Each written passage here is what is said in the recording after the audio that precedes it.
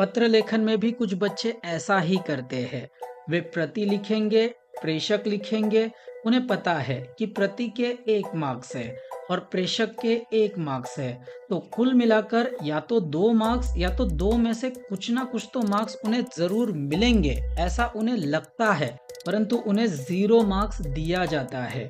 2 या 2 में से कुछ ना कुछ तो मार्क्स आपको तभी मिलेंगे जब आप नमस्ते विद्यार्थियों, आप सभी का मिस्टर सूर्यवंशी यूट्यूब चैनल पर हार्दिक स्वागत है। आज के इस वीडियो में कक्षा 10वीं हिंदी विषय की कविता क्रमांक 6 गिरिधर नागर के सभी प्रश्न उत्तर दिए गए हैं। यदि आप गिरिधर नागर कविता के प्रश्न उत्तर ढूंढ रहे हैं तो यह वीडियो आपके लिए है। तो चलिए बिना किसी देरी के शुरू करते हैं।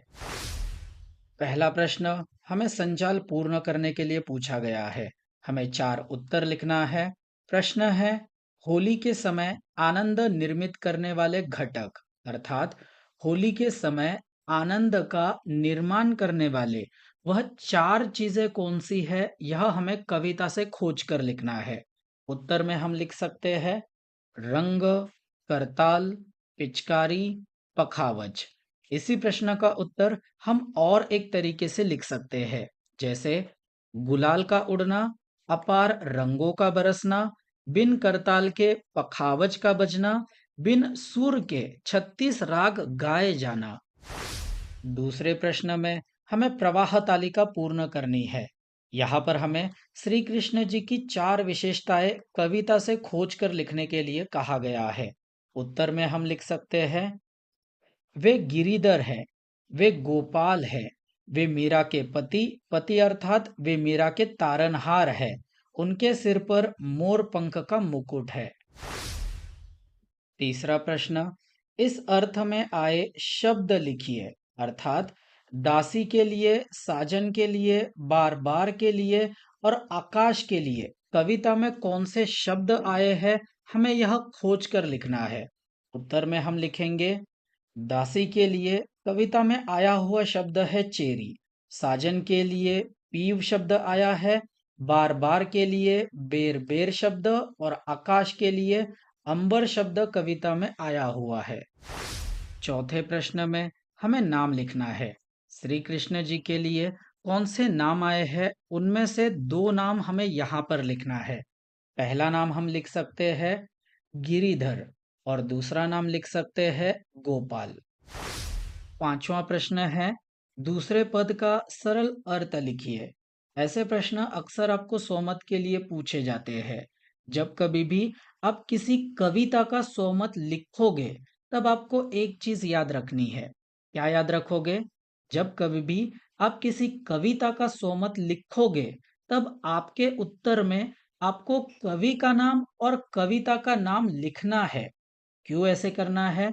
हमने अक्सर यह देखा है कि जब एग्जामिनर 1 या 1.5 मार्क्स में फंस जाते हैं, अर्थात आपके उत्तर को 1 मार्क्स दिया जाए या 1.5 मार्क्स दिया जाए, इस सिचुएशन में वे फंस जाते हैं, तब चांसेस ज्यादा है कि आपको 1.5 मार्क्स मिलेंगे। इसीलिए जब कभी आप किसी कविता का सोमत लिखोगे तब आपके उत्तर में आपको कवि का नाम और कविता का नाम लिखना ही है।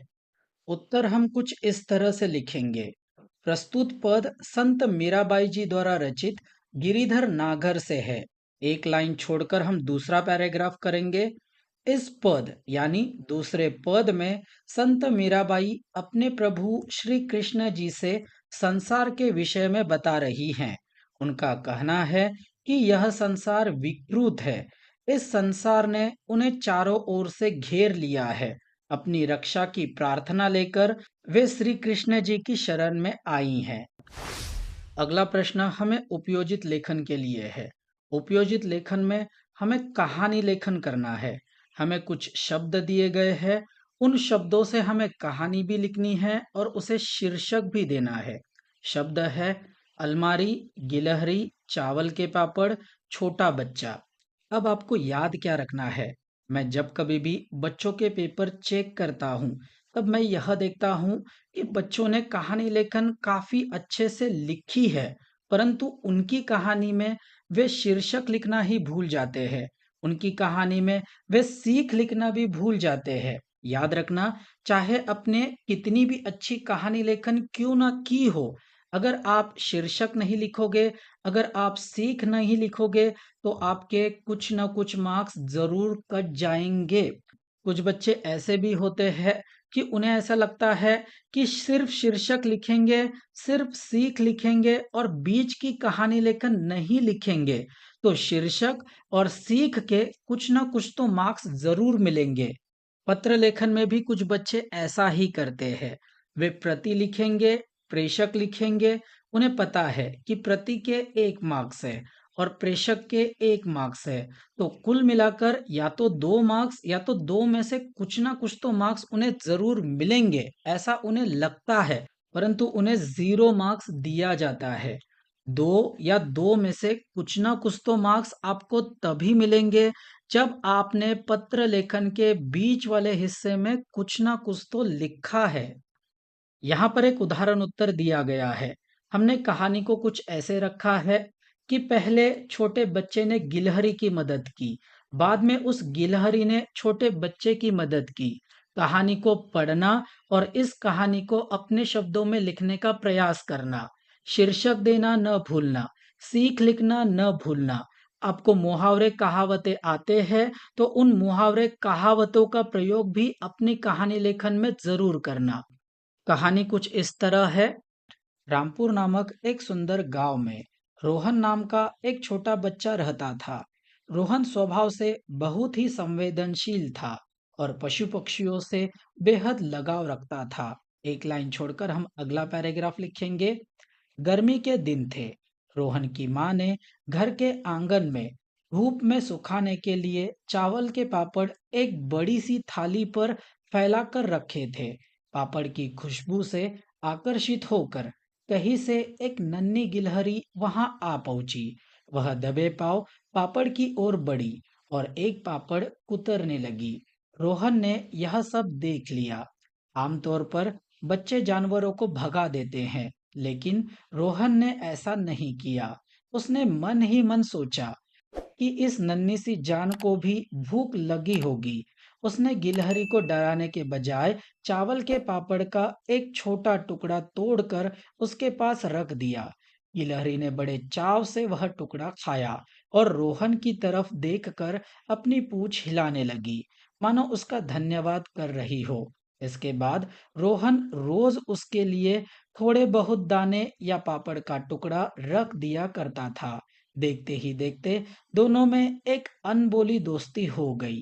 कुछ दिनों बाद की बात है। रोहन घर के एक कमरे में अकेला खेल रहा था।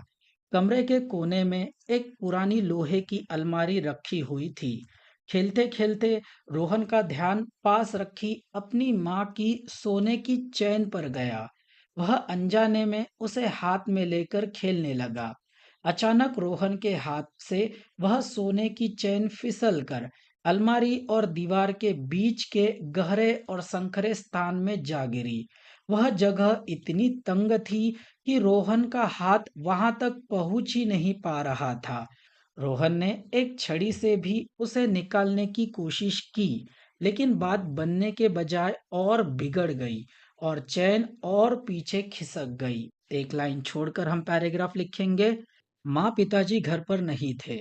इतनी कीमती चीज हाथ से छूट जाने के कारण रोहन रोने धोने की नौबत पर आ गया। वह बहुत परेशान होकर अलमारी के पास बैठ गया और उदास मन से सोचने लगा कि अब माँ से डांट पड़ना तय है। तभी खिड़की से वही नन्ही गिलहरी फुदकते हुए कमरे में आई और रोहन के पास आकर बैठ गई। रोहन को इस तरह अलमारी के पीछे झांकते और उदास देखकर गिलहरी भी उस संकरे स्थान की ओर देखने लगी। अपनी छोटी और लचीली देह के कारण गिलहरी तुरंत अलमारी के पीछे उतर गई। उसने अपने तीखे पंजों और मुंह से धकेल कर उस सोने की चैन को धीरे धीरे आगे खिसका दिया, जहां से रोहन उसे आसानी से उठा सके। जब रोहन ने चैन वापस पाई तो उसकी खुशी का ठिकाना न रहा।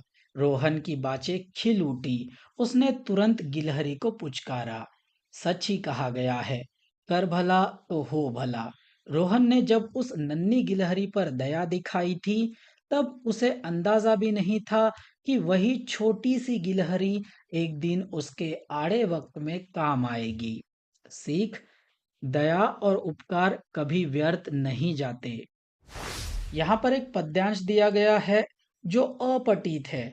इस पद्यांश को पढ़कर हमें इन प्रश्नों के उत्तर लिखने हैं। पहला प्रश्न है, किसी से काम करवाने के लिए उपयुक्त। दूसरा प्रश्न, हर समय अच्छी लगने वाली बातें। दूसरे प्रश्न में पहला प्रश्न, अच्छा प्रयत्न यही है। दूसरा प्रश्न, यही अधोगति है। और सोमत के लिए हमें प्रश्न पूछा है, पद्यांश की तीसरी और चौथी पंक्ति का संदेश लिखना है। उत्तर में हम लिख सकते हैं स्नेह, प्यार, गिरे हुए को उठाना, गिरे हुए को न उठा पाना। और संदेश में हम लिखेंगे, कवि भवानी प्रसाद मिश्र इन पंक्तियों के माध्यम से संदेश देते हैं कि दुनिया चाहे कितनी भी भ्रष्ट, कठोर या विषम परिस्थितियों से भरी क्यों न हो, प्रेम और आत्मीयता का प्रभाव हर हृदय पर पड़ता है। हमें जीवन में हमेशा कटुता के बजाय प्रेम और स्नेह का मार्ग चुनना चाहिए, क्योंकि प्रेम से हर कठिन से कठिन परिस्थिति और व्यक्ति को बदला जा सकता है। गिरिधर नागर इस कविता पर अंतिम प्रश्न कारक पर है। प्रश्न है, कोष्टक में दिए गए प्रत्येक कारक चिन्ह से अलग अलग वाक्य बनाइए और उनके कारक लिखिए। अर्थात इन कारक चिन्हों का उपयोग करके हमें वाक्य बनाना है और उनका कारक लिखना है, अर्थात उनका भेद भी लिखना है। जैसे कि ने का हम वाक्य में उपयोग करेंगे, राम ने पुस्तक पढ़ी, और कारक भेद में लिखेंगे कर्ता कारक। को का हम वाक्य में उपयोग करेंगे, अध्यापक ने छात्र को बुलाया, और कारक में लिखेंगे कर्म कारक। से अपादान कारक की भी पहचान है और करण कारक की भी पहचान है। इसीलिए जो पहला से होगा उसका उपयोग हम लोगों ने अपादान कारक में किया है। वाक्य है, पेड़ से पत्ता गिर गया, और इस से को हमने करण कारक में उपयोग किया है। वाक्य बनाया है, रोहन कलम से पत्र लिखता है। का, का, की और के ये संबंध कारक की पहचान है। हमने वाक्य बनाए हैं, यह रोहन का घर है, यह मीरा की भक्ति है, बच्चों के खिलौने सुंदर है। में अधिकरण कारक की पहचान है और में का उपयोग करके हमने वाक्य बनाया है, पक्षी घोंसले में रहते हैं। पर भी अधिकरण कारक की ही पहचान है और उससे हमने वाक्य बनाया है, मेज पर पुस्तक रखी है। हे और अरे संबोधन कारक की पहचान है और दोनों का उपयोग करके हमने वाक्य बनाया है, हे ईश्वर सब पर दया करो। और अरे से वाक्य बनाया है, अरे भाई तुम कहाँ जा रहे हो। के लिए संबंध कारक की पहचान है और के लिए का उपयोग करके हमने वाक्य बनाया है, माँ ने बच्चे के लिए दूध लाया। मैं उम्मीद करता हूँ कि गिरिधर नागर के स्वाध्याय पर बना हुआ यह वीडियो आपको जरूर मदद करेगा। अगर इस वीडियो से आपको जरा भी सहायता प्राप्त हुई होगी तो इस वीडियो को लाइक करना और इसे अपने दोस्तों के साथ शेयर भी जरूर करना, ताकि उनका भी गृह कार्य पूरा हो सके। यहाँ तक वीडियो देखने के लिए धन्यवाद।